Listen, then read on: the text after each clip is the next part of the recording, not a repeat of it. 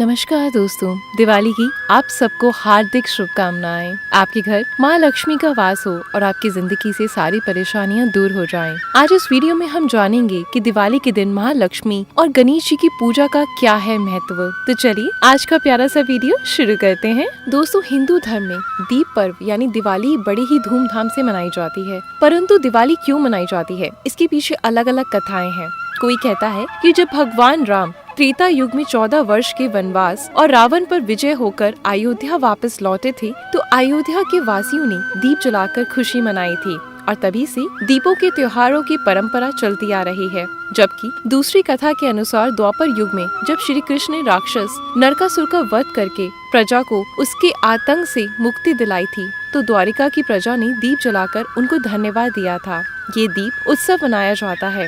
वहीं ये माना जाता है कि सतयुग में जब समुद्र मंथन हुआ तो धनवंतरी और देवी लक्ष्मी के प्रकट होने पर दीप जलाकर आनंद व्यक्त किया जाता है और उसी के बाद से दीपों का ये त्योहार मनाए जाने लगा। लेकिन दोस्तों, क्या आप जानते हैं कि आखिर दिवाली के दिन सभी घरों में भगवान गणेश और माता लक्ष्मी की पूजा क्यों की जाती है?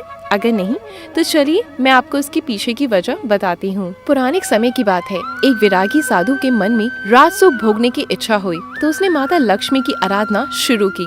साधु हर दिन माता लक्ष्मी की नियम पूर्वक आराधना करने लगा और फिर कुछ समय बाद लक्ष्मी जी उस साधु की आराधना से प्रसन्न होकर उसके सामने आ गई। ये देख साधु बहुत प्रसन्न हो गया। उसने माता लक्ष्मी को प्रणाम किया। तब माता लक्ष्मी ने उसे उच्च पद और सम्मान प्राप्त करने का वरदान दिया। फिर वह अंतर्ध्यान हो गई। उधर वरदान मिलने के अगले दिन वो साधु मन में वरदान का अभिमान लिए राजा के दरबार में पहुंच गया और उसने राजा को धक्का मारकर सिंहासन से नीचे गिरा दिया। ये देख राजा के सभी दरबारी अचंभित रह गए। परंतु जब तक राजा और उसके दरबारी उस साधु को कुछ कह पाते, उन्होंने देखा कि राजा के मुकुट से एक काला नाग निकलकर भाग रहा है, जो गिरने के कारण राजा के सर से अलग होकर जमीन पे गिर पड़ा था। ये देख राजा और उसके सभी दरबारी उस साधु को चमत्कारी समझकर उसकी जय जयकार करने लगे। फिर राजा ने उस साधु को सम्मान पूर्वक अपना मंत्री बना लिया। उसने साधु से कहा, हे ब्राह्मण, आज मैं आपके कारण जिंदा हूँ, नहीं तो उस काले नाग ने मेरे प्राण हर लिए होते।